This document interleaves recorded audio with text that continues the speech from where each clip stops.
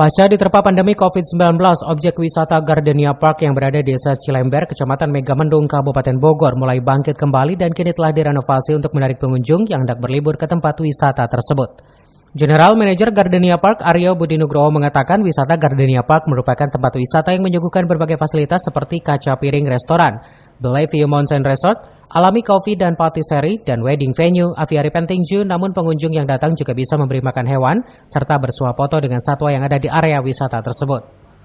Park Cilember ini kita meng-create satu tempat yang mengedukasi untuk masyarakat, terutama di fauna. Fauna itu memang kita nggak terlalu banyak ya fauna yang kita sodorkan, namun fauna yang kita sodorkan ini untuk mengedukasi anak-anak tentang primata, unggas-unggasan, terus ada binatang pengerat lainnya.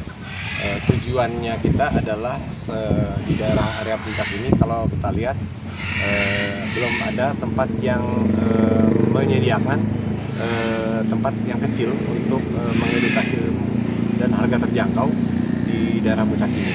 Jadi kita menyediakan itu. Wisata Gardenia Park yang berada di kawasan Gunung Gede itu sebelumnya sempat vakum selama pandemi dan kini telah bangkit kembali merekrut tenaga kerja warga sekitar.